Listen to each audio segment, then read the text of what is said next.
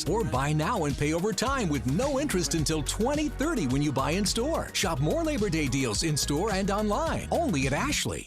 You know, two of the things that we love talking about on 3+U are community, wherever your community might be, and supporting it, and the arts. We're big supporters of the arts around here. We certainly are not alone, because this is Lauren Brown. She's the executive director of the Arts Center up in Athens, so she's here to fill us in on all of the things, all caps, that they have going on. Good to see you. Nice to see you as well. So you and I were chatting a little bit before the cameras came on, and I love kind of what I know about your story, which is that you grew up there in Athens. Life called you away. You were in the city, in New York City, came back for this job. And I had said to you how happy you must be that your hometown can support the arts the way it does. It is really wonderful. That is a large part of the reason why I returned home to Athens, my hometown, and I consider it a high honor every day to be able to serve the community that raised me. I think that so often when we talk about the arts, we tend to kind of have our own idea of it, right? So if you're a music lover, you think that, or visual or performance. Y'all really encompass all of it. We do all of the things, performing arts, visual arts, and arts education in our facility and in local schools. Okay, so let's talk a little bit, because the itinerary, when I got into work this morning, I saw all that Lauren had sent. I thought, oh my gosh, it does not end. There's this, there's this, there's this. So let's talk theater for a minute. Yes. You've just finished a show, and then you've got one called Mousetrap that you're about to launch. Is that right? Yes. The Mousetrap is actually the longest running play in history. It was written by Agatha Christie for Queen Elizabeth's coronation, and it's been performed somewhere ever since then. Wow. So that's actually the second show in our community theater season. Our community theater is the longest running in our area. They've been operating for about 45 years, and we're doing 6 shows this year. So one of them, so Mousetrap you can catch in the fall, but then if you want to get involved in it, you can't have community theater without participation. Any auditions are coming up soon. That is the next one. Open auditions for anyone. Those auditions are November 9th and 10th for the show that will open in February. Oh, that's good. So it won't be trying to rush it in before the holidays. Correct. Very, very smart.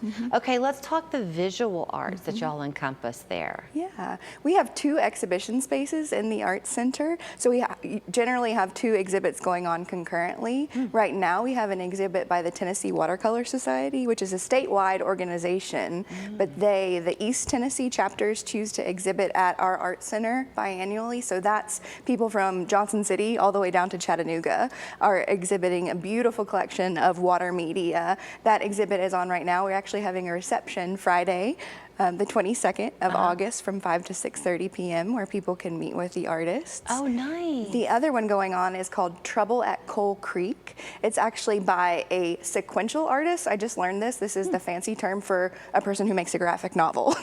Oh, sequential So yeah, I've been trying to mix that one in in my vocabulary. But so this is a graphic novel based on a historic event, kind of an uprising that happened in a coal mine just a little bit north of Knoxville. So the exhibit includes pieces from the graphic novel and also kind of shows the process of illustrating the story, as well as some historical documents about the event. Okay, first of all, on the watercolor exhibit that's happening, are those just for exhibit, or can you purchase? Oh, thank you for asking. Most of them are available for purchase. Okay, so then the fact that you can come and meet the artist allows you to take something home that you really can have a different connection with. Yes. I mean, that's the thing. It's wonderful to go someplace and find a print of something, but to have an original piece of art is such a treasure to have. Thank you for saying that. And all of the work we exhibit is original artworks, and a majority of the proceeds do go directly to the artists for the sale of those works. So in these 2 cases, these are artists traveling in, right? They're not local to McMinn County? Austin, the artist of Trouble at Coal Creek, actually is local to McMinn County.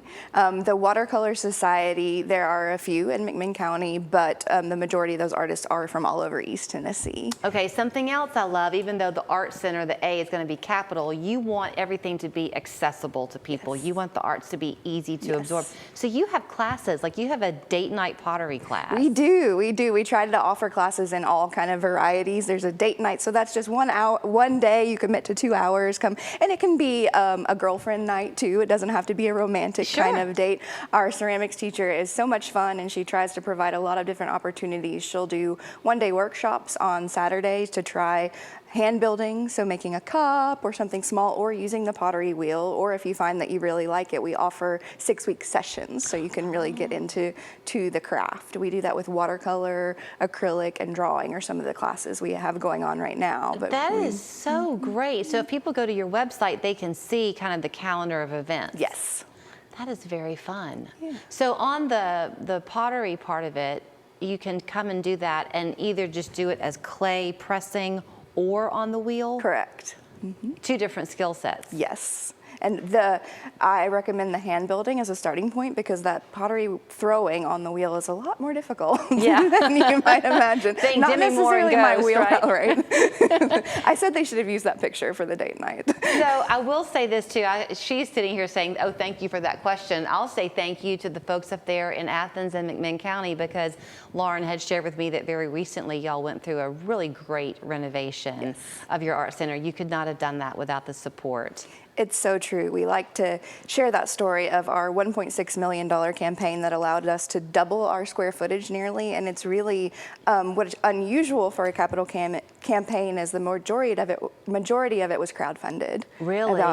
Yes, most of our donations were at $5,000 or less, which, that's not a small chunk of change, but if you're considering the size of that campaign. That's exactly right. So to us, that just reflects the value that our community places on our organization. And because the arts are for everyone. Yes. So now you have your itinerary planned and some great gift ideas as well. How fun to give somebody some arts classes. All you have to do is go to athensartscouncil.org. That's the website. You can see what they have coming up that piques your interest. Thanks. Thank you.